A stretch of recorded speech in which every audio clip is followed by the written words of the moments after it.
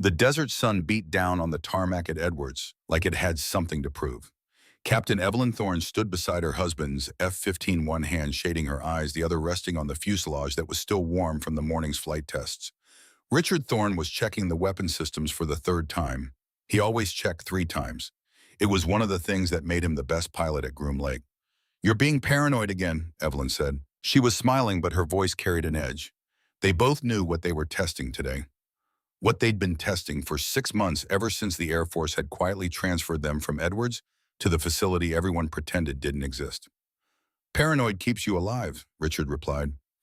He was 41, going gray at the temples, with the kind of calm that came from flying combat missions over places the government would never officially admit he'd been. "Besides, if the readings are right, we're not testing our equipment today. We're testing theirs." Evelyn looked up at the sky, clear, painfully clear, the kind of October day that made you believe nothing bad could happen. She was wrong. The radar station picked it up at 1300 hours, something coming in fast from high orbit. Not a satellite, not a meteor, not anything in the database of every object humanity had ever put into space. By 1315, the alert had gone up the chain of command. By 1320, every fighter at Edwards was scrambling. By 1325, Richard Thorne was in the air, with his wingman callsign Hawk 2. Evelyn watched them go from the command center. She was holding their daughter's hand. Lillian was 8 years old, with her father's eyes and her mother's stubborn refusal to be afraid of anything. "Is Daddy going to shoot down the UFO?" Lillian asked. Evelyn squeezed her hand. "Daddy's just going to take a look, sweetheart. That's what test pilots do. They look at things so the rest of us know what we're dealing with." The thing is, Evelyn wasn't just a pilot's wife. She was a captain too, an engineer, one of 12 people in the United States who understood the technology they'd been reverse engineering from the crash site in New Mexico, the one everyone knew about but nobody talked about. She knew what that radar signature meant. She knew her husband was flying towards something that could cross the distance from orbit to atmosphere in 90 seconds. She knew that F-15s, even the modified ones Richard was flying, were built to fight other jets, not ships that traveled between stars. And she knew somewhere deep in her chest, where fear lives before it becomes thought, that she was about to lose him. The communication came in at 1332. Richard's voice calm and professional, even as his instruments were screaming at him. "Command, this is Hawk 1, visual confirmation on bogey. Jesus Christ, it's bigger than a 747. No wings, no visible propulsion, moving at Mach 12 and decelerating." Colonel Garrett Ashford was standing next to Evelyn in the command center. He was 31 years old, already decorated from a war, the Pentagon still classified, with a voice that never got louder than it needed to be. "Hawk 1, maintain distance," Ashford ordered. "Do not engage. Repeat, do not engage. We need imagery, not contact." "Copy that, command. Maintaining 2 miles separation. Hawk 2, stay on my 6. For 90 seconds, they watched the radar screen. 2 small green dots, representing the most advanced fighters America had ever built. 1 massive red signature, representing something humanity had only theorized about. Then the red signature stopped moving. Just stopped. Dead in the air. 20,000 feet above the Mojave Desert. Hovering like physics was a suggestion it could choose to ignore. "Command bogey has achieved stationary hover. No visible means of support. Infrared is showing 0 heat signature. Magnetic field readings are off the scale. This thing is bending space around it. We're not looking at propulsion. We're looking at gravity manipulation." Evelyn felt Lillian's hand tighten in hers. "Mom, why does Daddy sound scared?" "He's not scared, baby. He's excited. Your dad loves puzzles." It was a lie. Evelyn could hear the fear in Richard's voice. The same fear she was feeling. The fear that came from understanding in one terrible moment that humanity was not alone, and might not be at the top of the food chain. The ship opened fire at 1334. No warning, no communication, no demand for surrender or attempt at contact. Just a beam of light that crossed 2 miles of empty air in less than a millisecond and turned Hawk 2 into an expanding ball of superheated vapor. "Hawk 2 is down. Hawk 2 is down." Richard's voice no longer calm, no longer professional, just human, just terrified. "Hawk 1, evade. Get out of there." But Richard Thorne wasn't running. Richard Thorne was turning his fighter toward the alien ship, arming every missile he had, preparing to do what every pilot is trained to do when their wingman dies. Make it count. "Command, tell Eve I love her. Tell Lillian Daddy's sorry he's going to miss her birthday." "Richard, no!" Evelyn was screaming now. Protocols forgotten, rank forgotten. Everything forgotten except the fact that her husband was about to die, and there was nothing she could do to stop it. The missiles launched. 6 of them. AIM-120 AMRAAMS, the best air-to-air missiles in the American arsenal. They covered the distance in 8 seconds. The alien ship's defensive system destroyed them half a mile out. Didn't even try to evade. Just emitted some kind of pulse that made the missiles explode harmlessly in midair. Then it fired again. This time at the command center. Garrett Ashford saw it coming, saw the ship rotate 30 degrees, saw the same weapon that had vaporized Hawk 2 begin to glow with lethal light. He had maybe 2 seconds to react. He grabbed Evelyn with his right arm, grabbed Lillian with his left, threw himself and both of them through the doorway into the hardened bunker that Edwards had built during the Cold War when the enemy they feared came from Moscow, not the stars. The beam hit the command center at 1335. Ashford felt his right arm burning, actually burning. The thermal radiation was so intense it flash-cooked his flesh, even through his flight suit. He heard Evelyn screaming, heard Lillian crying, heard the entire command center collapse behind them as the beam cut through concrete and steel like they were paper. Then he heard the explosion. Richard's fighter hitting the ship, not with missiles. The missiles were gone. Richard had rammed it. 400 miles per hour of American-built titanium and jet fuel, and one pilot who decided that if he was going to die, he was taking this thing with him. It didn't work. The ship's shields absorbed the impact. Evelyn would later calculate that the kinetic energy was equivalent to 12 tons of TNT. The ship didn't even wobble. But it did leave. Accelerated straight up. Mach 20 in under 3 seconds. Gone into orbit. Gone into space. Gone. Leaving behind burning wreckage. 37 dead personnel. 1 destroyed command center. And 3 people in a bunker, one of whom would never use his right arm again, one of whom had just watched her husband commit suicide by alien spacecraft, and 1 8-year-old girl who would never feel safe looking at the stars again. Garrett Ashford looked at his arm. The skin was black, charred. He could smell his own flesh cooking. The pain hadn't hit yet. Shock was still protecting him. That would end soon. He looked at Evelyn. She was staring at the ceiling. Not crying, not screaming anymore. Just staring. Her eyes were empty, hollow. The look of someone whose entire world had just ended and who hadn't quite processed it yet. He looked at Lillian. The girl was shaking, clutching her mother, making small wounded sounds like an animal in a trap. "Eve," Ashford said quietly. His voice was very calm, very steady. "Eve, I need you to listen to me." No response. "Captain Thorne, I need you to look at me." Slowly, very slowly, Evelyn's eyes focused on him. "Richard is dead," Ashford said. "Hawk 2 is dead. 37 personnel are dead. The aliens have technology we can't match. They attacked us without provocation, without warning, without mercy. Do you understand what I'm saying?" Evelyn nodded, barely, just the tiniest movement of her head. "This is going to happen again," Ashford continued. "Maybe not today, maybe not this year. But they know where we are now. They know we can't stop them. They will come back. And when they do, more people will die. More Lillians will lose their fathers. More wives will watch their husbands burn. Unless we do something about it. Do you understand?" Another nod, stronger this time. "I'm going to make you a promise, Eve. We're going to take that ship's wreckage. We're going to learn everything about it. We're going to build something better. And the next time they come, we're going to be ready. But I need you with me. I need your brain. I need your engineering. I need you to help me make sure that what happened today never happens again. Can you do that?" Evelyn looked down at Lillian, at her daughter, at the little girl who was shaking and crying and would have nightmares about this day for the rest of her life. When she looked back up at Ashford, her eyes weren't hollow anymore. They were hard, cold, determined. "Yes," she said. "Yes, I can do that." "Good. Then let's get to work." They buried Richard Thorne with full military honors 3 days later. Closed casket. There wasn't enough left of him or his fighter to fill a coffin, but they did it anyway. Because that's what you do. You honor the dead. You remember the sacrifice. Evelyn stood at the grave with Lillian watching them fold the flag. Watching them hand it to her with practiced solemnity. Watching them salute. She didn't cry. Couldn't cry. All the tears had dried up somewhere between the bunker and the morgue, and the classified briefing, where they told her that Richard's death was being officially attributed to catastrophic mechanical failure during a routine test flight. Lillian cried enough for both of them. Garrett Ashford stood beside them. His right arm was gone, amputated at the shoulder.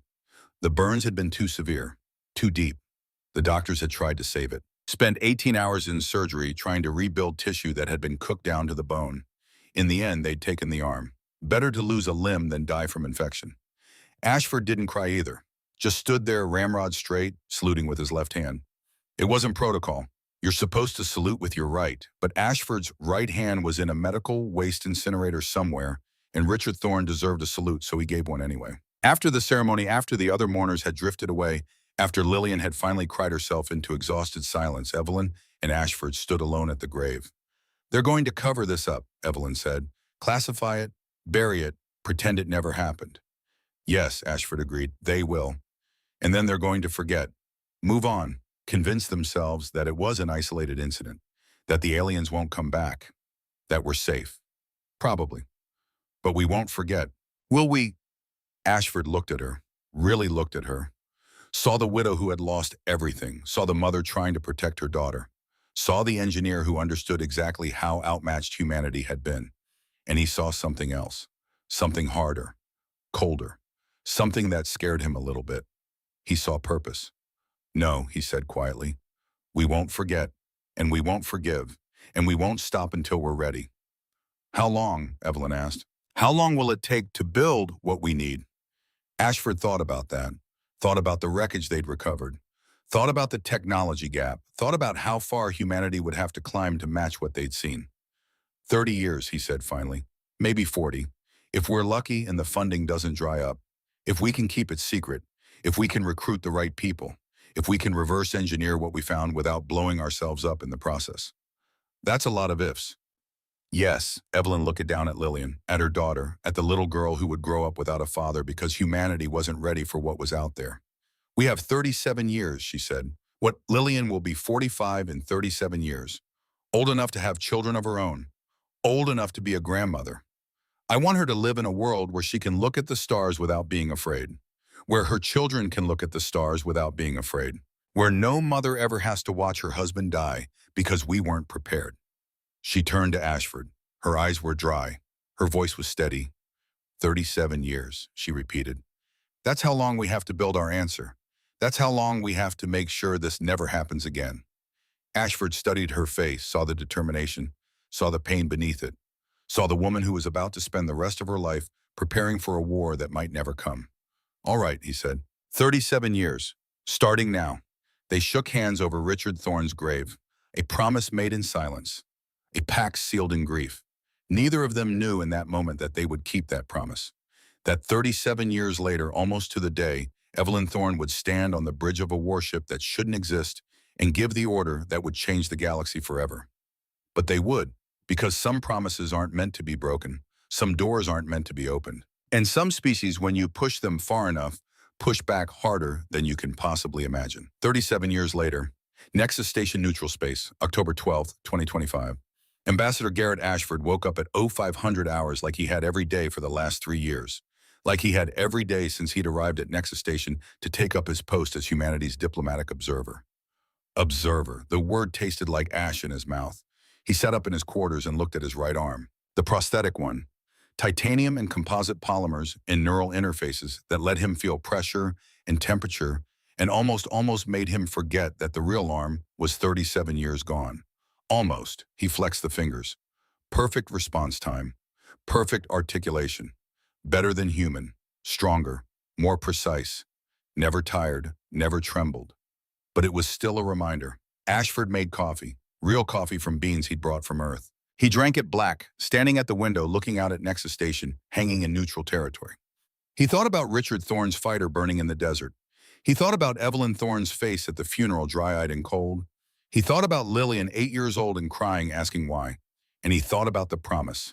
37 years ago, over a grave in California, his neural implant chimed softly. Encrypted. Quantum locked. Sentinel Prime status active, fleet position holding at waypoint. Sierra 7. Authorization code awaiting nightfall protocol. Admiral Thorne sends, "The door is ready, old friend. Just say the word." Ashford smiled at his reflection. 37 years, he said quietly. Let's see if it was worth it. The conference room was exactly as it had been for 3 years. Circular table, chairs for different physiologies.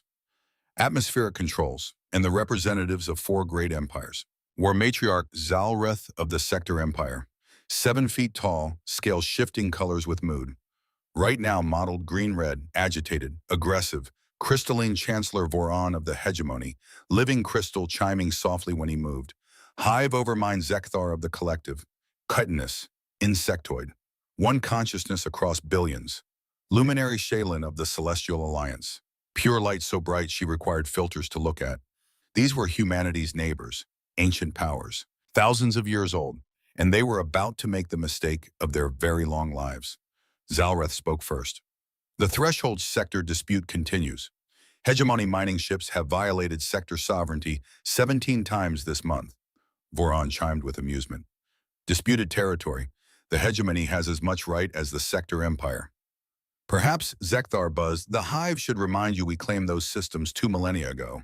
The Celestial Alliance was there first, Shaylin interjected, 4,000 years before the Hive. Ashford listened, took notes, said nothing. 3 years of this. Same arguments, same threats, same political maneuvering. 2 hours and Ashford raised his hand. The human observer wishes to speak, Zalreth asked with amusement. Perhaps a compromise.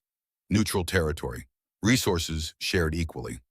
Voron began to chime, crystal breaking, laughter. Shared resources overseen by humanity. The species with 12 systems. You would arbitrate between millennia-old empires. Your suggestions are irrelevant, Zalreth interrupted. Humanity has no military power, no economic influence, no authority. You are observers. You watch, you listen, you learn. You do not participate. Ashford nodded slowly, playing the part. Of course, matriarch, I apologize. The negotiations continued, devolved. Territory to accusations, to threats, to ultimatums. By hour 8, something shifted. Zalreth leaned back, scales shifting to calculating orange. Perhaps the solution is simpler.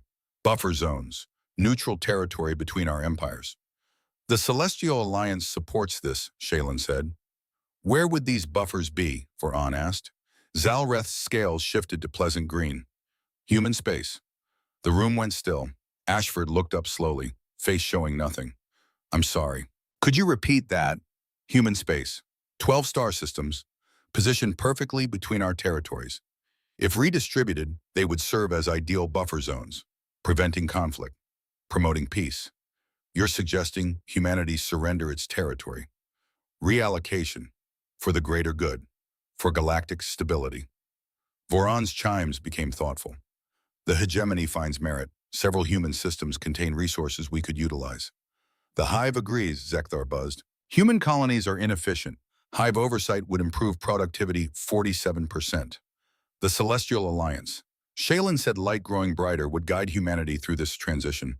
Help them understand that sacrifice benefits the whole. We could administer their worlds benevolently. Ashford set down his stylus, placed both hands flat on the table. Prosthetic and real. Both steady.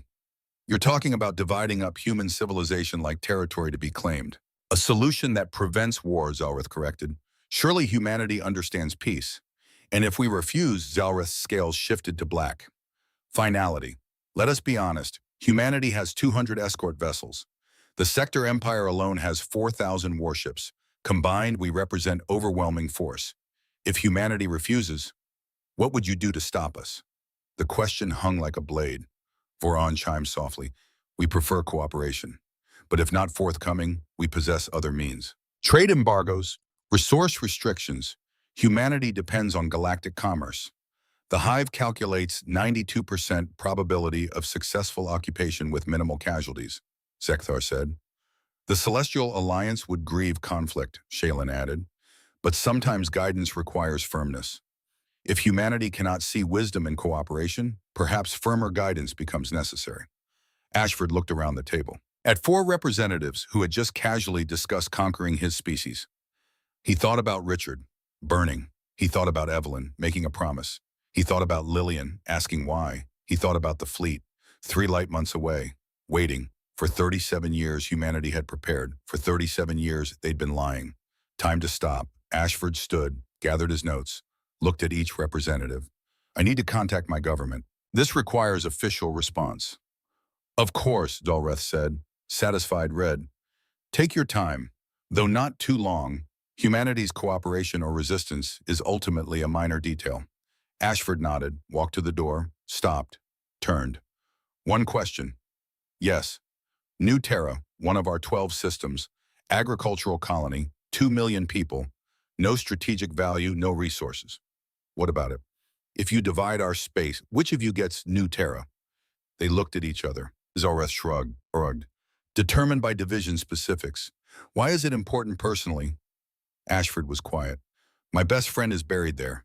His 8-year-old daughter died 37 years ago, killed by a sector reconnaissance ship, without provocation, just murdered, then left. The room went still. I stood at their graves, made a promise that this would never happen to anyone else, that humanity would be ready, that next time someone threatened us, we'd have an answer. He smiled. Not pleasant. I wanted you to know. Before. Before what? Ashford touched his neural implant. One word. One code. Nightfall before you meet what we built. He walked out. 4 Empire representatives looked at each other in confusion, wondering what the harmless old human meant.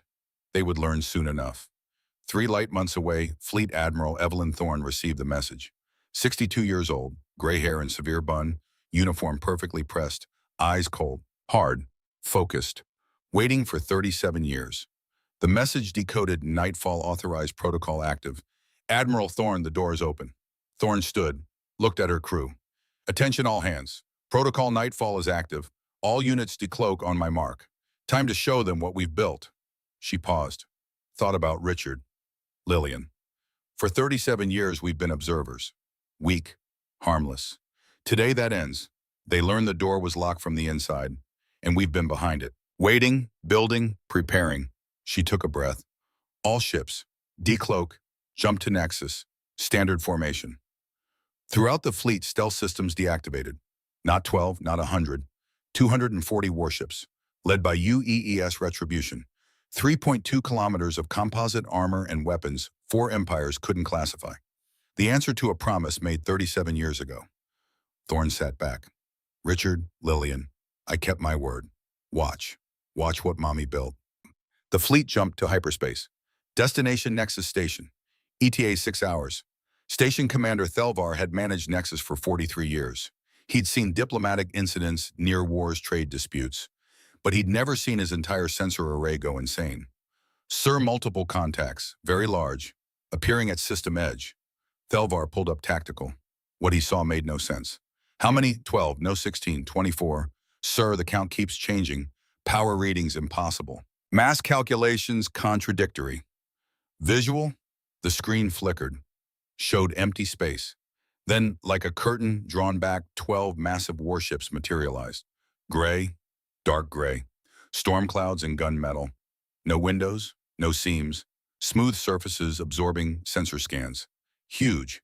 Largest sector cruiser 2 kilometers. These ships 3.2, each one. Dreadnoughts dwarfing anything known. Gods, Thelvar whispered. Sir, transmission, audio, broadcasting every channel, every frequency. Play it. Female voice, human, calm, absolute certainty. Nexus Control, Fleet Admiral Evelyn Thorne, United Earth Expeditionary Space Force. Requesting dock permission. I have diplomatic business.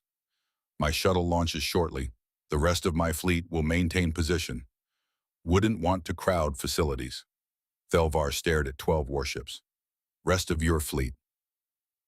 Those 12, pause, he could hear the smile. Oh, those no commander, just the Retribution-class dreadnoughts. The rest is still arriving. That's when sensors went from insane to deranged.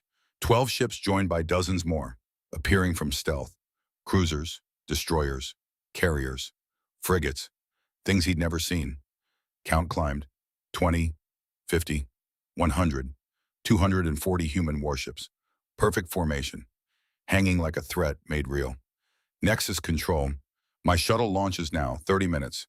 Please inform Ambassador Ashford I'm coming, and inform Empire representatives we should talk. All of us. Transmission ended. Thelvar sat, forearms hanging limply, staring at more firepower than assembled since the last war 3 centuries ago. Get me the conference room. Now. Find Empire fleets. This day just got much worse. In the conference room, 4 representatives were arguing about dividing human space when Thelvar's panicked call came. Apologies for interrupting. A significant situation. Multiple human warships appeared at system edge, transmitting tactical data. Bazalreth pulled up her display. Looked. Looked again. Scales shifted rapidly from satisfied red through confusion orange to shock white. 12 ships. Humans showed 12. This is impressive. Matriarch, please check scale. And note 240 ships in formation. Not 12. The 12 are simply largest. Voron's crystalline body chimed rapidly. Breaking glass. Stress fractures. Impossible. Human manufacturing cannot support this. Our intelligence it shows fewer than 300 total vessels, including cargo. This must be error. Not error, Chancellor. Admiral Thorne requested dock permission. Says she has diplomatic business. Zekthar's mandibles clicked frantically. Hive collective processing. Trying to make sense. Anomalous signatures throughout system. These ships did not travel normal space. They appeared, materialized, using stealth we cannot classify. Propulsion we cannot identify. Hive collective is concerned. Concerned, Zalreth's scales now fully white. We just threatened their civilization, and they parked 240 warships on our doorstep. Shaylin's light dimmed to barely a glow. Voice subdued. Perhaps this is misunderstanding. Perhaps humans simply wish to demonstrate they're not defenseless. Need not escalate. 240 warships is not demonstration, Zalreth snapped. It's declaration.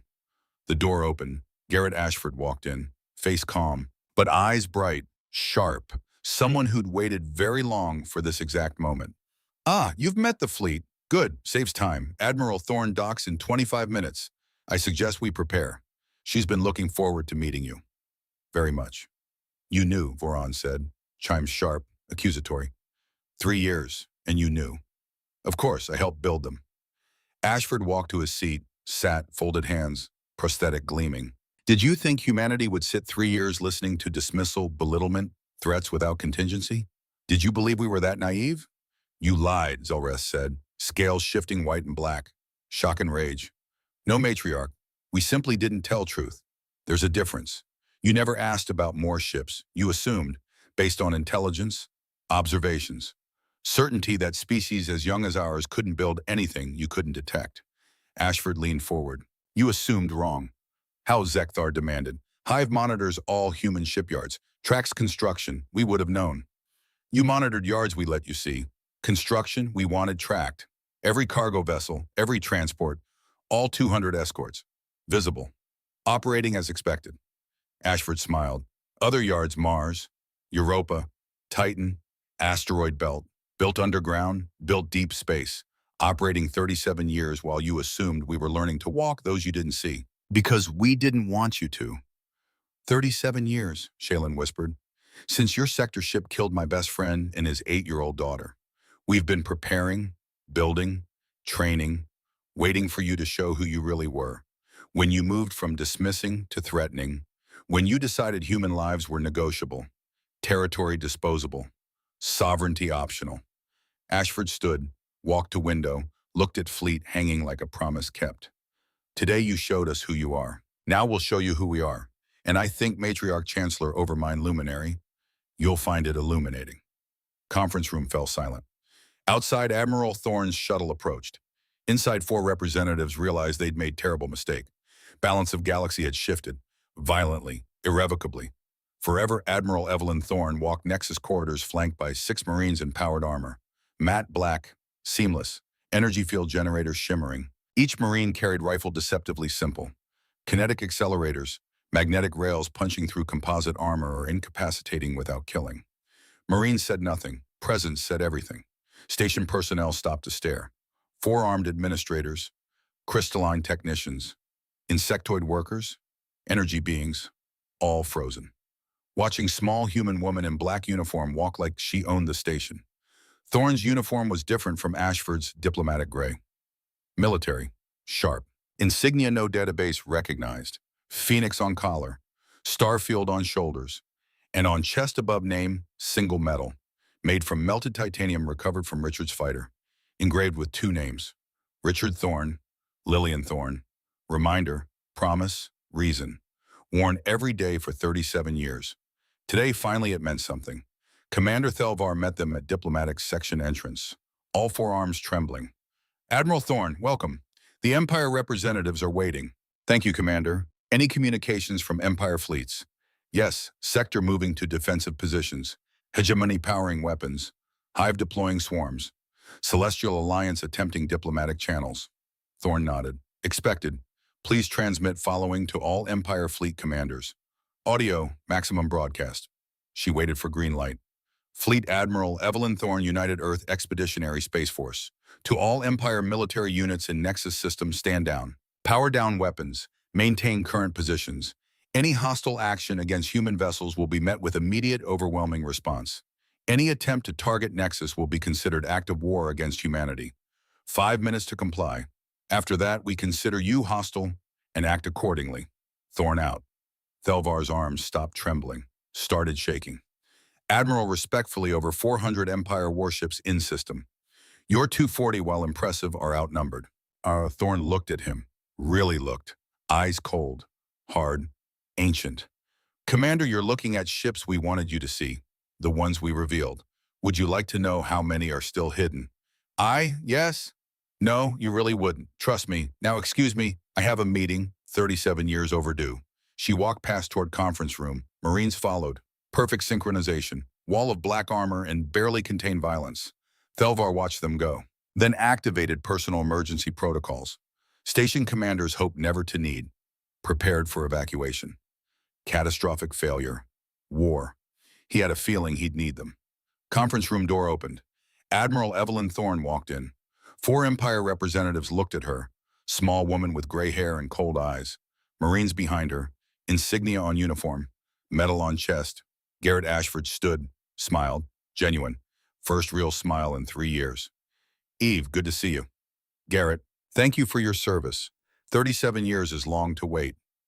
Some promises take time. Thorne nodded, turned to 4 representatives, studied them. Expression gave nothing away. War Matriarch Zalureth, Crystalline Chancellor Voron, Hive Overmind Zekthar, Luminary Shaylin. Thank you for meeting. I understand you were discussing how to divide human space. Please, don't let me interrupt. I'd very much like to hear how you plan to accomplish that. Zalreth's scales were black, solid black, rage barely controlled. You dare threaten us, bring warships to diplomatic station, violation of every treaty protocol. Every assumption you made about humanity, Thorne interrupted. Yes, tell me, Matriarch, when your reconnaissance ship entered Earth's atmosphere 37 years ago, and killed 43 people, including my husband and 8-year-old daughter, did that violate treaties? Protocols. Room went silent. I thought not, because there were no treaties. Your empire considers itself above such things when dealing with lesser species. So forgive me if I'm not particularly concerned about diplomatic niceties right now. Thorne walked to table, set down small device, activated it. Holographic display appeared. Footage, recordings, conversations. For 37 years, we've been listening. Every communication, every strategy session, every private conversation discussing human weakness, vulnerability, resources that could be exploited. Holograms showed sector commanders discussing invasion routes, hegemony economists calculating colony value, hive strategists analyzing occupation patterns, celestial missionaries planning to guide development. You thought encryption was unbreakable, quantum channels secure, communications private. Thorne smiled, not pleasant. They weren't. Because the encryption algorithms you use, the ones you've used 40 years, the ones adopted from ancient technology hegemony supposedly discovered in derelict ship. She paused. We built those algorithms, designed them with backdoors, access points, ways to listen to everything you said, plan threatened. Then we just gave them to you, let you find them, adopt them, become dependent. Voron's crystalline body chimed sharply. Several cracks appeared, hegemony equivalent of shock. That's impossible. Those algorithms are centuries old. Humanity didn't have interstellar capability when we crashed a ship in hegemony space loaded with technology we wanted you to find, when we made sure your salvage teams recovered just enough to be useful but not suspicious, when we essentially handed you tools to make yourselves vulnerable while thinking you were becoming secure. She leaned forward. Chancellor, we've been playing this game longer than you think. Better than you can imagine. Zekthar's mandibles clicked rapidly. Drumroll. Hive processing, recalculating, attempting to reconcile known with learned. Hive does not understand. Human civilization 50 years old in space. You could not have planned this, executed this. Timeline does not work. You're right. If you assume humanity only became space-capable 50 years ago. But what if we were preparing before that? What if first human ships you detected were not actually first? What if we were already out here watching building before you knew we existed? She activated another hologram. Mars, Europa, Titan, construction facilities looking decades old. Shipyards operating in secret since before any empire made first contact.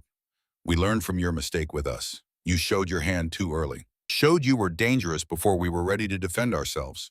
So we made different choice. We hid, built in secret, became harmless neighbors while building most powerful military in galaxy.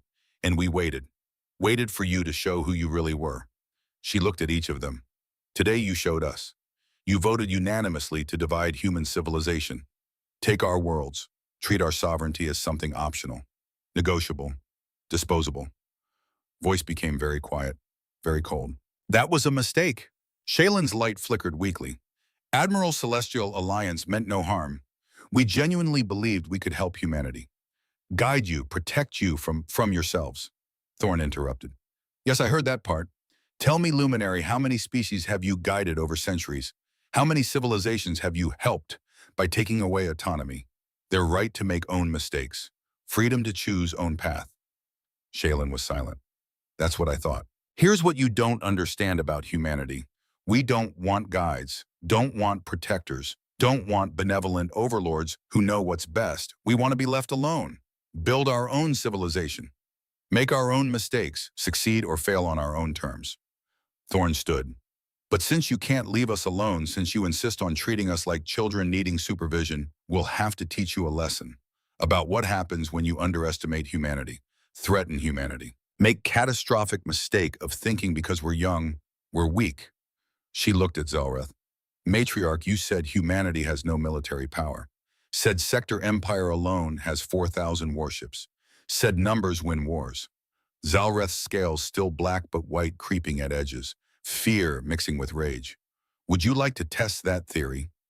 You cannot be serious. You're threatening Sector Empire with 240 ship. No, Matriarch. I'm not threatening, I'm demonstrating. There's a difference. Thorne activated neural implant. Spoke one word. Aegis. Outside Nexus Retribution class Dreadnought, its center of formation began to glow. Soft blue light spreading across hull. Energy fields activating. Systems coming online. Sector fleet moving into attack formation was suddenly bathed in same blue light. Then ship by ship their weapons went dark. Navigation systems crashed. Targeting computers failed. Missile launchers froze. Energy cannons powered down. 200 sector warships, pride of Empire best fleet, they had became nothing more than expensive metal floating in space. Life support worked.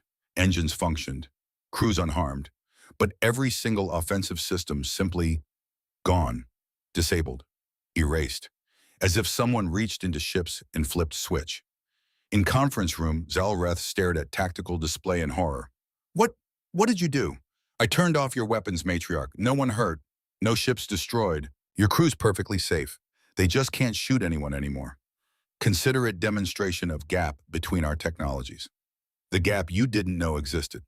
The gap we've been carefully cultivating 37 years. Thorne looked at tactical display. 200 helpless sector ships. Hegemony fleets stopped advancing. Hive swarms pulled back. Celestial vessels broadcasting surrender signals. Here's what's happening. We're having a conversation, real conversation, about what humanity is, what we're capable of, what we're willing to do, and what we're not. And you're going to listen, really listen, not with arrogance of empires thinking they know everything, but with humility of species who just learned they don't. She sat, folded hands on table. Let's start with a question. Why do you think we waited 37 years? Why build all this capability and then just sat on it? Just watched, just listened, just let you threaten without responding. No one answered, because we wanted to be sure. Wanted to know if you were genuinely dangerous or just posturing. If you would choose cooperation or conquest when given opportunity. If you were empires we could coexist with, or empires we needed to be ready to fight. She looked at each. Today you answered that question. You chose conquest. You chose to treat human lives as negotiable, human sovereignty as optional. And doing so, you showed us exactly who you are. Well, now, Thorne said, standing and walking to the window, I'm going to tell you a story about what happened after you made that choice, about the war you don't remember yet, because from your perspective, it hasn't happened. But from mine, I've already fought it, already won it, already decided how it ends. She turned back to them. It's called the 60-Day War, and it starts now. Thorne activated her neural implant. All units, this is Admiral Thorne. Execute Protocol Fenrir. Target all sector military installations in Threshold Sector. Evacuate civilians. 24-hour warning. Then dismantle their fortresses. Show them what happens when you threaten humanity. Outside, the fleet moved. Not just the 240 visible ships. More ships decloaked. 40 more. 60 more. 100 more. 340 human warships moving to strategic positions throughout the Nexus system and beyond. In the conference room, all four representatives were staring at tactical displays showing the impossible. You have more, Voron's chimes were discordant, panicked. I have enough, Thorne said simply. More than enough to dismantle every military installation you have, every fortress, every shipyard, every weapons platform, and I'm going to do it. Starting with the sector, since they fired first. Then the hegemony, then the hive, then the celestials. She looked at Zalrith. Unless you surrender. Now, unconditionally. All of you. This is madness, Zalrith said. Scales pure white, pure terror. You would start a war that kills billions. No, matriarch, I'm preventing one. By showing you that war is impossible. That you've already lost. That the only rational choice is peace. Thorne walked back to the table. Let me tell you how the 60-day war goes.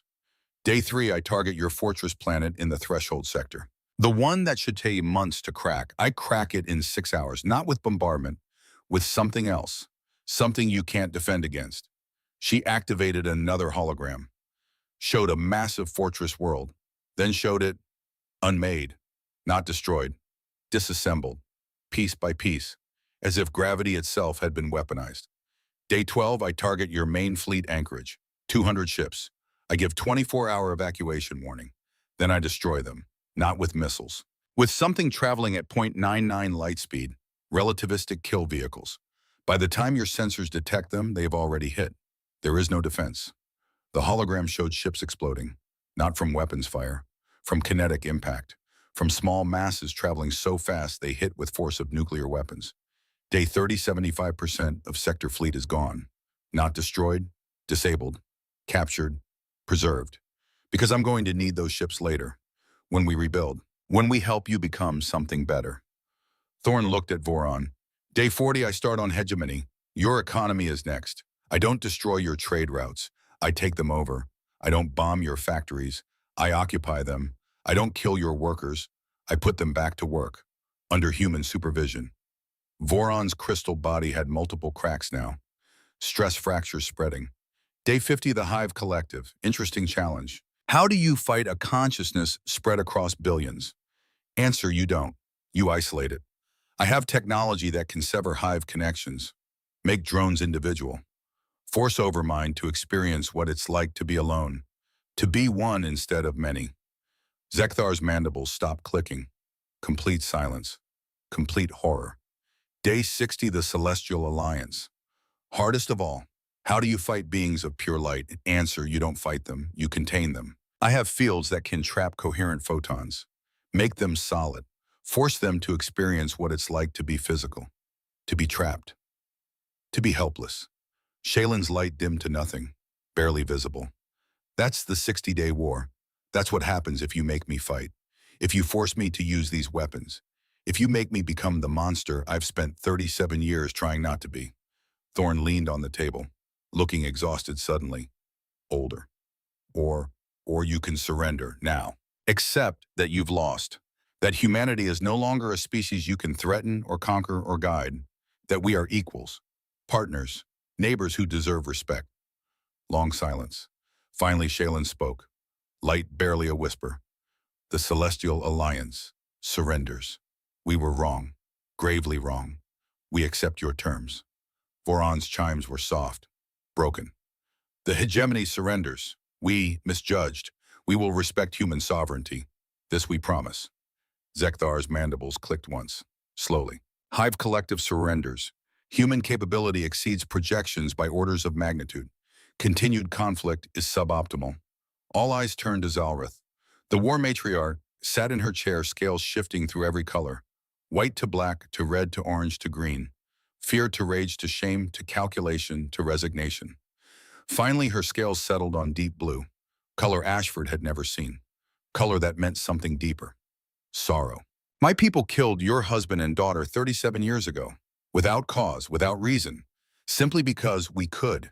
Because we saw you as beneath us. Scales darkened to midnight blue. Today you showed us we were wrong. Not just about your military capability, but about who you are, what you're capable of becoming. You could destroy us, right now, and you choose not to, not because you're weak, but because you're better than we are. She looked directly at Thorn. Admiral Sector Empire does not apologize. We do not ask forgiveness. We do not beg mercy. These are not our ways. But I will say this. We were monsters to you. We took something precious. And you responded not with vengeance, but with patience. Not with destruction, but with demonstration. You became strong enough to hurt us and chose not to. Scales shifted to pure silver. Color Ashford had never seen. Never knew existed in Sector Spectrum. It was the color of profound respect. Sector Empire accepts your terms. We will honor human sovereignty. Treat your species as equals, as worthy opponents who chose to be friends instead. This I swear on my honor as war matriarch. Thorn nodded. Some tension left her shoulders, but not all. Good. Then we need to discuss something else. Something I haven't shown you yet. Something I hope I never have to use. She activated her neural implant again. Helios 1, decloak. Let them see. High above Nexus Station, something appeared. Not a ship. A platform. 30 kilometers in diameter. Spherical. Covered in what looked like solar panels, but weren't. Were something else. Something that made sensors scream in warning. On every tactical display, the power readings were impossible. Off the scale. Beyond measurement. What is that? Voron whispered. That, Thorn said quietly, is Helios 1. A star killer. A weapon that can extinguish suns. Make planets freeze in 6 hours. Kill every living thing in a solar system without firing a shot. Just by turning off their star. She looked at them. I brought it here to show you, to make you understand exactly how far humanity has come, how much power we've built, how easily we could destroy not just your fleets, not just your planets, but your entire civilizations. Every world, every colony, every person. Gone, frozen, dead. Silence. Complete, total. The kind of silence that comes from existential terror. I brought it here, Thorn continued, voice very soft, to show you, and then to show you what I do with it. She activated her implant. Helios 1, power down, recloak, return to standby position. We won't need you today. The massive platform, still visible, began to glow, then faded, then disappeared. Recloaked, gone as if it had never been. I have 7 of those, Thorn said, always done. 1 near each of your homeworlds, 1 near 3 other potential threats, 1 in reserve. I built them over 20 years, tested them in dead systems, made sure they work, made absolutely certain that if I ever needed to use them, they would function perfectly. She sat down, and then I decided I would never use them. Never, not for any reason. Not if you invaded, not if you killed billions, not if you did to humanity what you threatened today. Because using them would make me a monster. Would make me the thing I've been fighting against for 37 years. The empire that destroys because it can. That kills because it's easier than building. That takes the coward's way.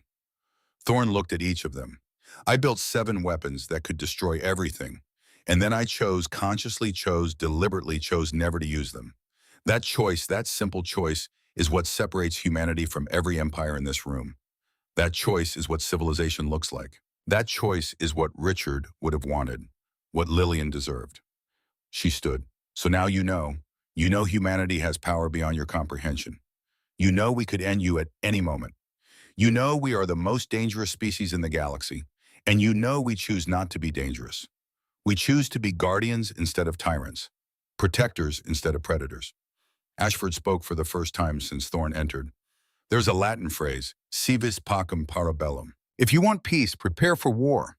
We prepared for 37 years. We built weapons of unimaginable power. We became capable of genocide. And then we chose to be something better. something wiser, something worthy of respect. Thorn extended her hand towards Zalreth. So here's my final offer. Work with us, trade with us, be our partners, trust that we mean what we say. And if anyone threatens you, call us. We'll come, we'll help, and then we'll leave. No strings, no hidden agendas. Just neighbors helping neighbors. Zalreth stared at the offered hand, small human appendage extended, gesture representing trust, partnership, equality. She reached out, took it, felt the grip firm and warm and alive. For our daughters, she said quietly, for the future. Outside the window, human fleet hung motionless, waiting, watching, ready, but hoping desperately, hoping they'd never need to show just how ready they truly were. 18 hours later, Nexus Station. The negotiations had gone through the night, 4 empires and 2 humans hammering out details of peace none expected to need.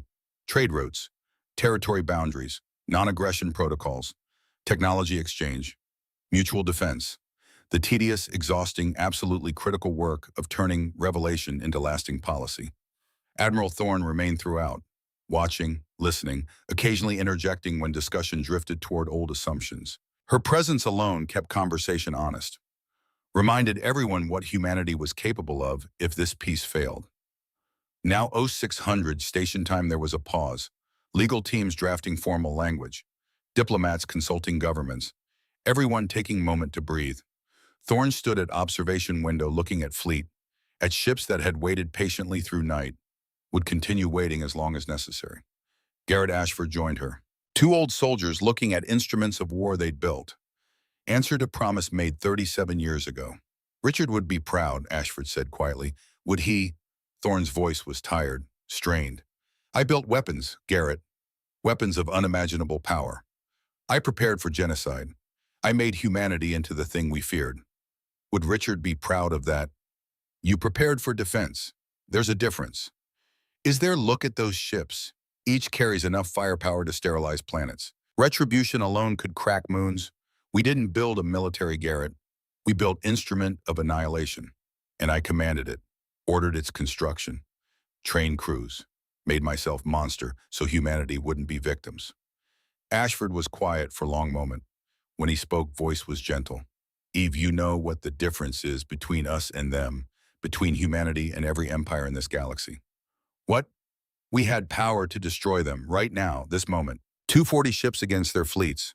We could have won, could have disabled every vessel occupied territory's imposed will.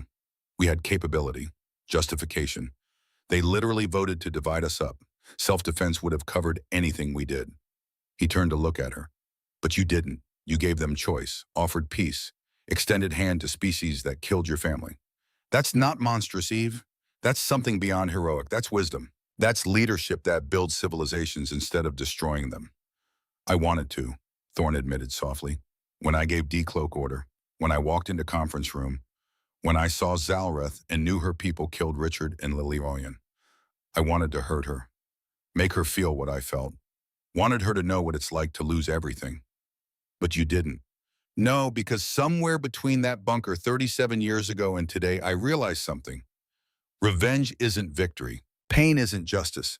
If I'd destroyed them to avenge Richard and Lillian, I'd be teaching Galaxy that might makes right. That power justifies anything. That strong can do whatever they want to weak. She pressed hand against window. And then 50 years from now, 100 years from now, some other species would become strong enough to challenge humanity. And they'd do to us what we did to empires. And cycle would continue. Forever. War after war. Conquest after conquest. Until someone finally built weapons that could destroy everything and was willing to use them. So you chose differently. I chose what Richard would have chosen, what Lillian deserved. A galaxy where power doesn't automatically mean oppression. Where strong species protect weaker ones instead of exploiting them. Where we're better than our worst impulses. Ashford nodded slowly. That's why they're going to agree to everything we ask. Not because they fear our weapons, but because they respect what we chose not to do with them. Behind them, conference room door opened. Zalreth emerged, scales thoughtful orange. She approached 2 humans carefully, respectfully. Admiral Thorn, Ambassador Ashford, legal teams need another hour. I wondered if we might speak privately, 3 of us. Thorn exchanged glance with Ashford. He nodded slightly. Of course, matriarch. What's on your mind? Zalreth moved to stand beside them in a window. For a long moment just looked at human fleet, ships that had upended her understanding of galaxy. I need to tell you something I've told no one outside immediate family. 10 years ago, my daughter was killed. Commander Zala, 32 years old, brilliant tactician. She was leading patrol near Hegemony border when dispute over mining rights escalated. Hegemony vessel fired, destroyed her ship, killed everyone aboard. Scales shifted to deep blue, grief. I wanted war. Wanted to mobilize every ship in sector fleet and burn Hegemony space until nothing remained. Wanted revenge. Wanted blood. Wanted them to hurt like I was hurting. Why didn't you? Thorne asked quietly. Because Hegemony offered reparations, apologies, offered to punish commander responsible, offered everything except what I actually wanted, which was my daughter back. And I realized war wouldn't give me that either. Nothing would. Zaleth was gone. All violence in Galaxy wouldn't change that. Zalreth's scales shifted to silver again, that color of profound respect. So I buried my daughter, accepted Hegemony's terms, continued being leader instead of grieving mother. It was hardest thing I've ever done, and I thought I understood sacrifice, understood loss, understood what it meant to choose duty over personal pain. She turned to look directly at Thorne, but I was wrong because I only had to make that choice once. You've been making it every day for 37 years. Every time you looked at those ships, every time you trained those crews, every time you prepared for war you hoped would never come. You've been carrying your grief and turning it into something constructive instead of destructive. For 37 years. Zalreth's voice became very soft. Admiral Thorne, you are strongest warrior I've ever met, not because of ships, not because of weapons, but because you had power to hurt us and chose mercy instead. That takes strength no sector warrior has ever possessed. Strength I'm not sure I could have shown in your position. Thorne was silent for a long moment. When she spoke, voice was thick with emotion barely controlled. Thank you, matriarch. That means more than you know, but I need you to understand something. I'm not special. I'm not uniquely strong. Any human in my position would have made same choice. Because that's what we teach our children. That's what we believe as species. Power exists to protect, not to oppress. Strength is measured by restraint, not violence. And true mark of civilization is what you choose not to do, even when you could. Is that why you waited? Zalreth asked. Why you built all this capability and then just watched for 37 years? Partly, we wanted to be sure. Wanted to know if you were genuinely threatening or just posturing. Wanted to give every opportunity to choose cooperation. Wanted to exhaust every alternative before revealing ourselves. Thorne looked at Fleet again. But also we wanted to build enough power that when we finally did reveal ourselves, there would be no question, no doubt, no possibility of miscalculation. We wanted you to look at our capabilities and understand immediately that war was not option. That only rational choice was peace. Deterrence, Ashford added. Cold War doctrine. Build weapons so terrible their existence prevents their use. Make cost of aggression so high no one dares be aggressive. But Cold War almost destroyed your planet, Zalreth said. I've read your history. Multiple times your species came within moments of nuclear annihilation. Yes, Thorne agreed, because we had multiple powers with comparable strength, each believing they could win, each willing to risk everything rather than back down. That's why we built such overwhelming capability. We didn't want parity, we wanted supremacy, so complete no rational actor would challenge us. She turned to face Zalreth directly. But we also learned from Cold War. We learned having weapons doesn't mean using them. That greatest strength is knowing when not to strike. That real security comes not from being able to destroy your enemies, but from making them not want to be your enemies in first place. Which is why you offered peace, Zalreth said slowly. Why you gave us choice. You could have simply conquered us, occupied territories, imposed will. But that would have required actually using those weapons, killing billions, becoming what you feared. Exactly. Zalreth's scales shifted through several colors, processing, understanding, accepting something profound about species she'd dismissed as primitive. You have taught Galaxy something today, Admiral. Something we'd forgotten over millennia of conquest and competition. You've reminded us that civilization is not measured by power. It's measured by wisdom, by mercy, by choice to be better than we have to be. She extended clawed hand toward Thorne, sector gesture of ultimate respect. One warrior acknowledging another as superior. Sector Empire owes humanity a debt. We killed your family, threatened your species, dismissed your capabilities. And you responded not with vengeance, but with patience, not with destruction, but with demonstration.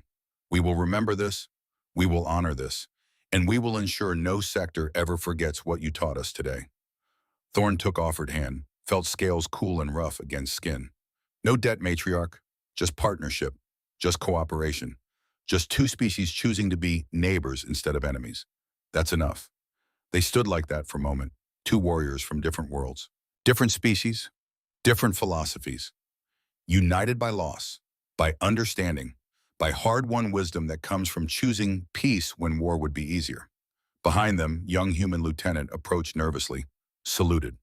Admiral, we're receiving transmissions from Sector Homeworld. Multiple transmissions, actually.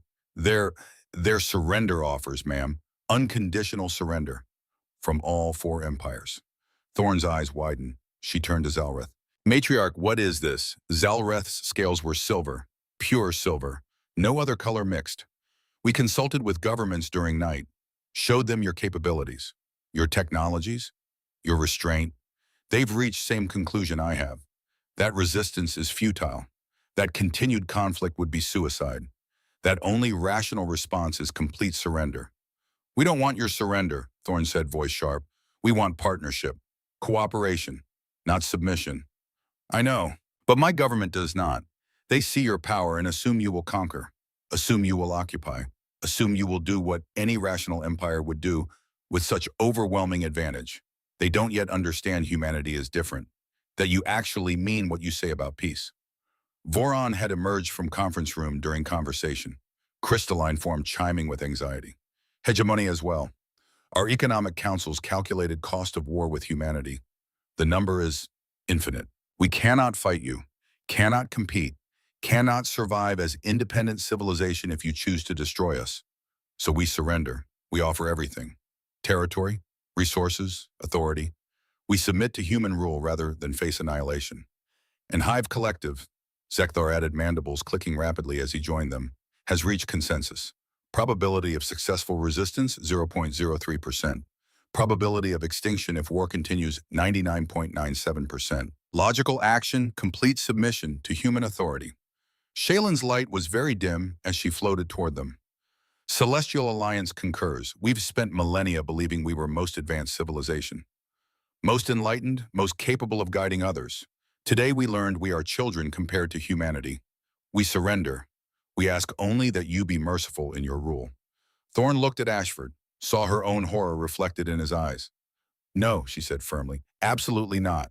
We are not accepting anyone's surrender. We are not ruling anyone. We are not building empire. That is exact opposite of what we want. Admiral, Voron chimed desperately, you cannot refuse.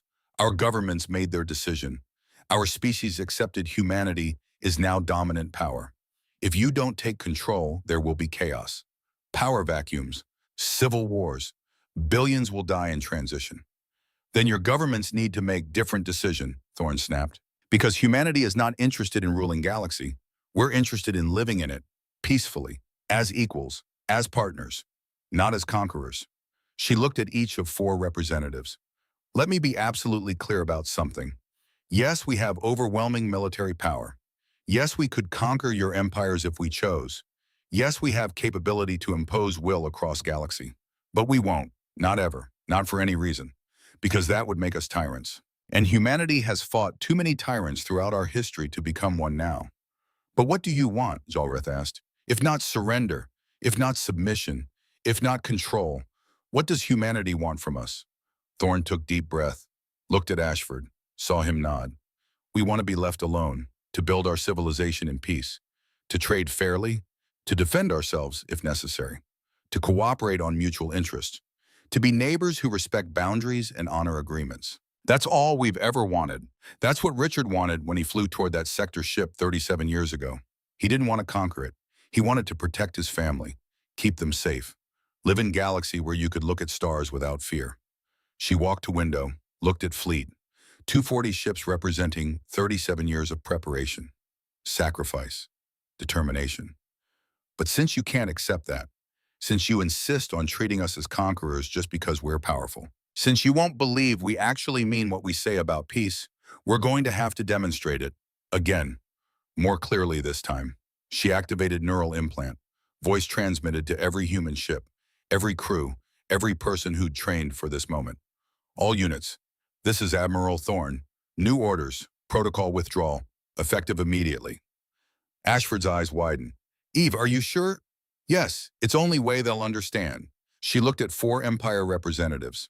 Humanity is withdrawing from Galactic Coalition. We're pulling out of all mutual defense pacts, all trade agreements, all diplomatic treaties. We're returning to our space, closing borders, ending all official contact with Empire governments.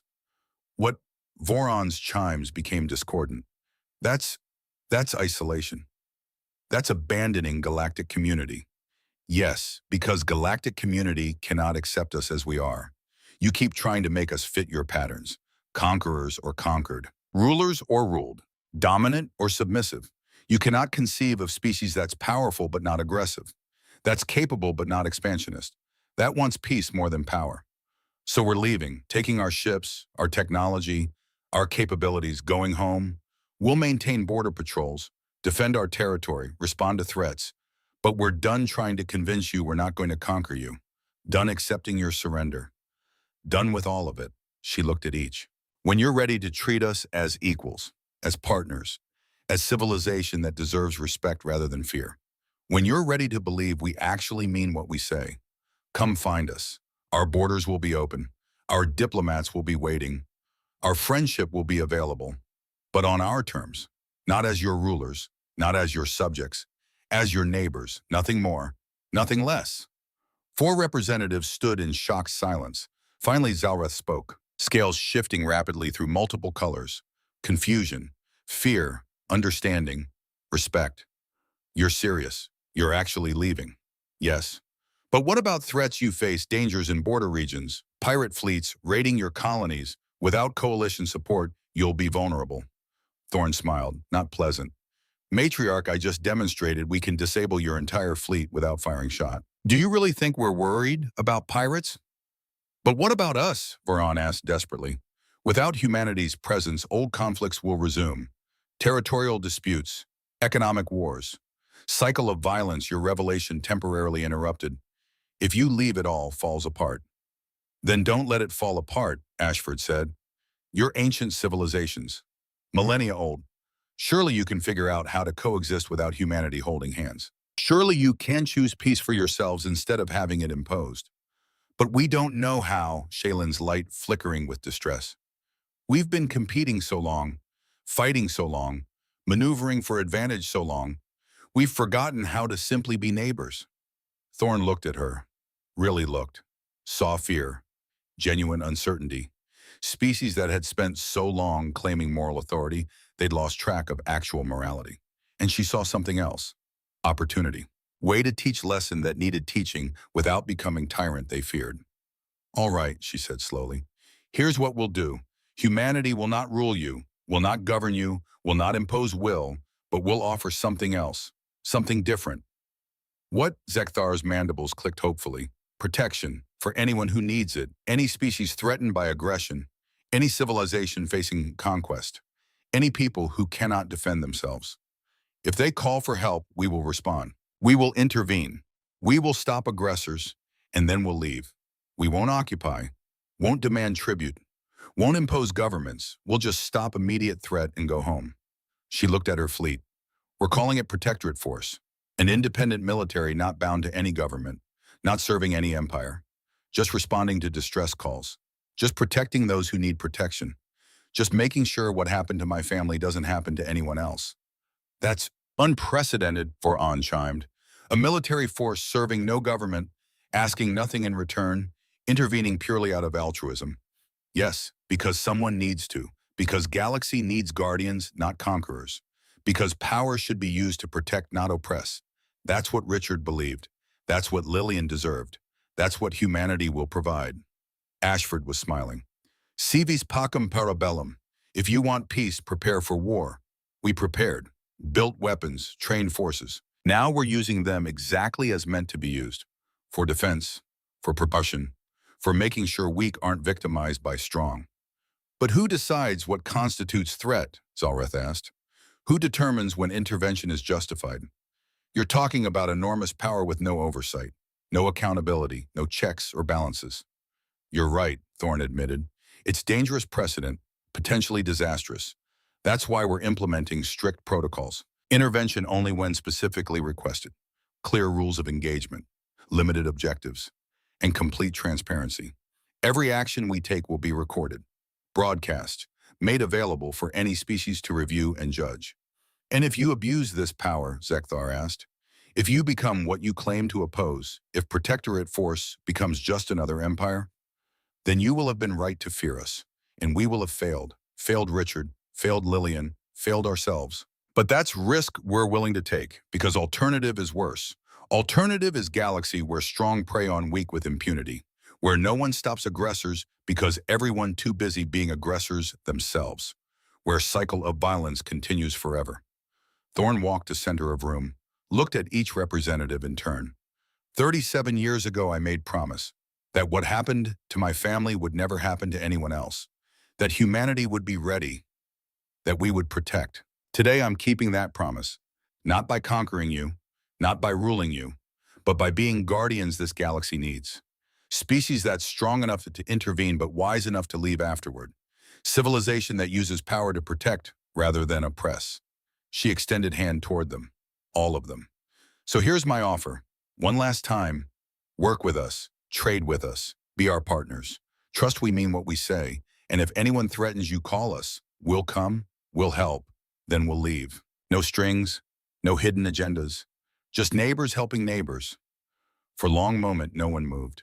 Then Shaylin drifted forward, light brightened slightly. Celestial Alliance accepts, not your rule, but your partnership, your protection if needed, your friendship always.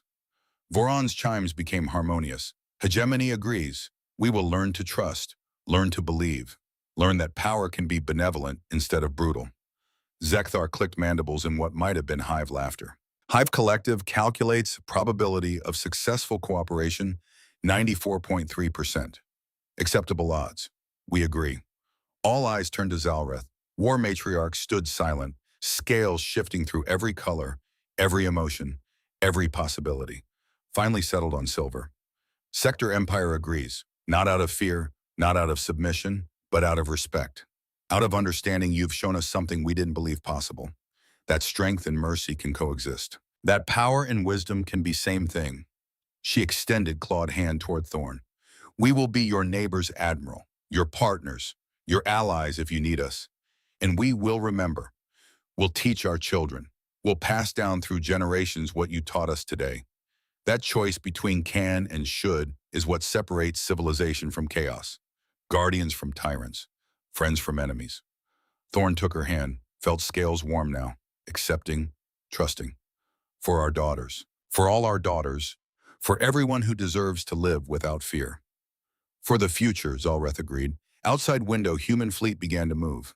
Not attacking, not threatening, just repositioning, preparing to return home, to wait, to be ready, to be guardians they'd promised to be. 10 years later, 2035, New Terra colony, Memorial Day. Admiral Evelyn Thorne walked slowly toward Graves, 72 now, hair completely white, face lined with age and responsibility, walked with cane. Left knee finally gave out 2 years ago. Too many decades standing on bridge decks, too many hours in artificial gravity, but still Fleet Admiral, still in command, still leader of Protectorate force that had responded to 43 conflicts in past decade, that had stopped 17 attempted conquests, that had saved billions of lives across dozens of species, still keeping promise. Behind her, Garrett Ashford walked at respectful distance, 75, officially retired, but still attended these ceremonies, still stood witness, still remembered. Memorial on New Terra had grown since last visit. What had been 2 graves was now wall, black stone engraved with names, 40,000 names, every person who died in conflicts. Protectorate force had stopped. Every life saved by humanity's choice to be guardians instead of conquerors. And at top, in letters larger than rest, 2 names, Richard Thorne, Lillian Thorne. Thorne stood before wall, reached out, touched letters of her daughter's name. Hi, sweetheart. Daddy and I came to visit, to tell you what we've been doing, to show you what your sacrifice meant. She gestured at wall, at names, at memorial that had become place of pilgrimage for species across galaxy. 43 conflicts resolved, 17 conquests stopped, 56 billion lives saved. Not bad for 10 years' work, not bad for keeping promise. She was quiet for a moment. Sector have joined us. Did I tell you Zalreth's granddaughter, they named her Lillian? Lillian Zeltara. She commands Joint Sector Human Fleet now, fighting beside us, learning from us, teaching us things we didn't know about warfare and honor and sacrifice. Hegemony has opened markets completely, free trade across all borders, economic integration like Galaxy has never seen, prosperity for everyone, including species that used to be exploited. Chancellor Voron calls it Thorn Doctrine. When I told him to call it something else, he didn't listen.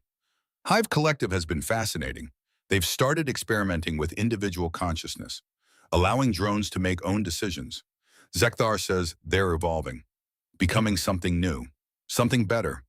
He credits humanity's example, says we taught them unity doesn't require uniformity. In Celestial Alliance, they've stopped trying to guide everyone, stopped assuming they know best.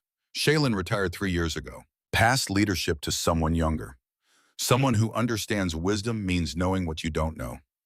Thorn wiped eyes. They were wet, had been since approaching Memorial. We did it, baby.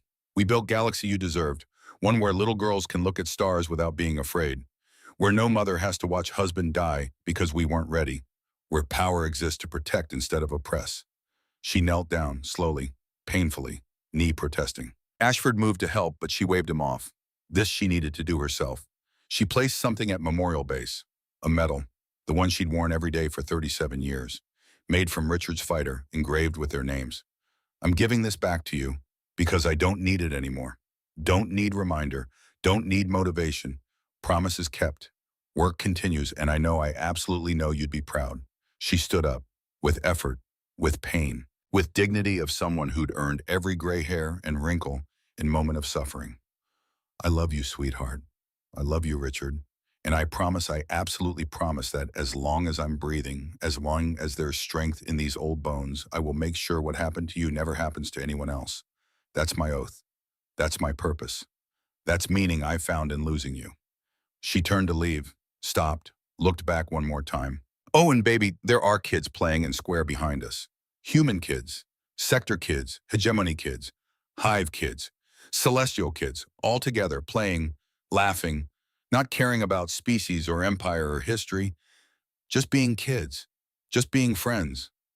That's your legacy, Lillian, not ships, not weapons, not protectorate force.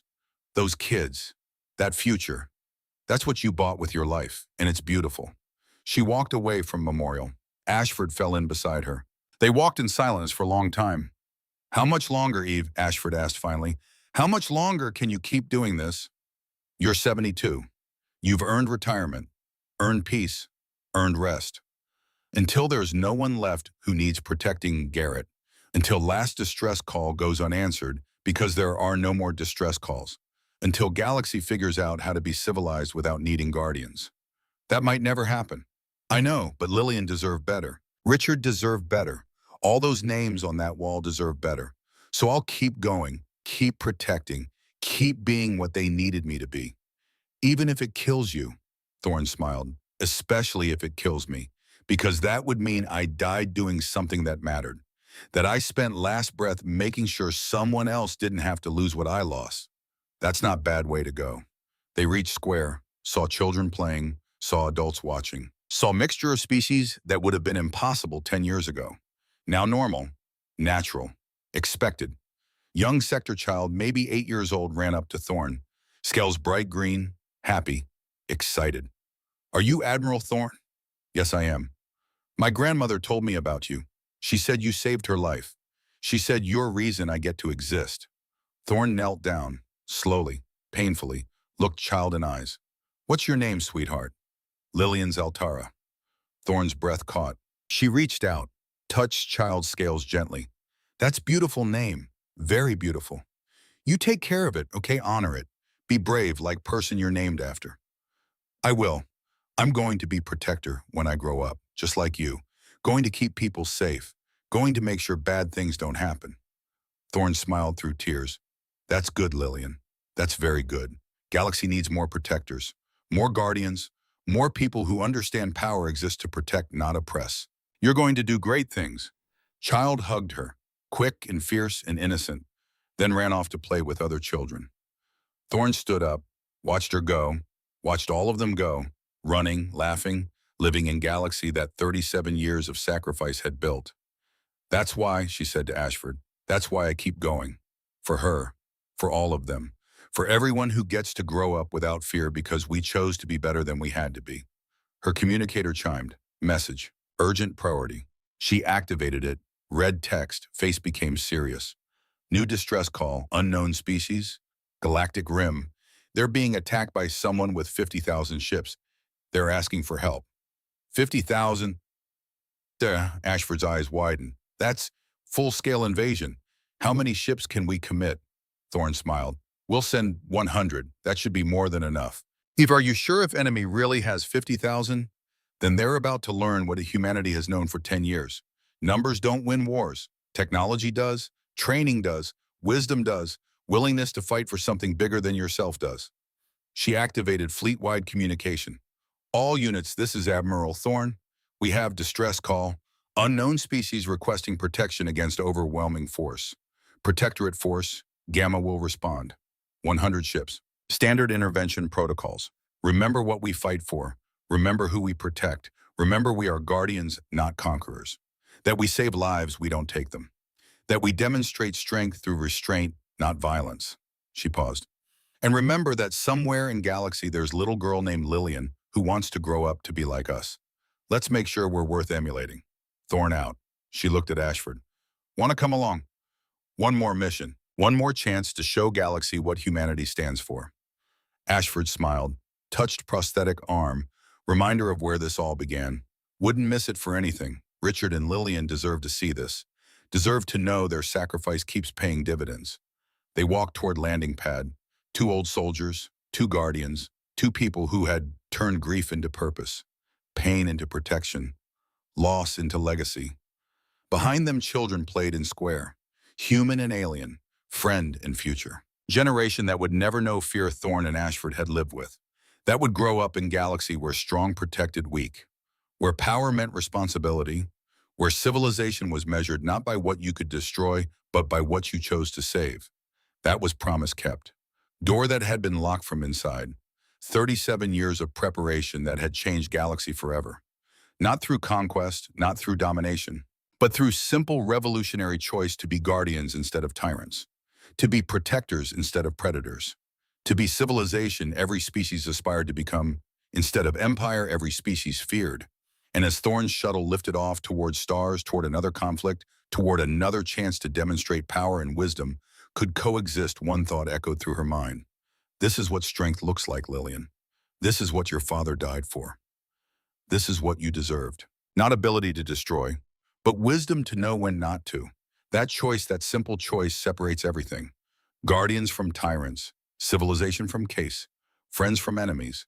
And that choice will echo for generations, for our daughters, for all our daughters, forever.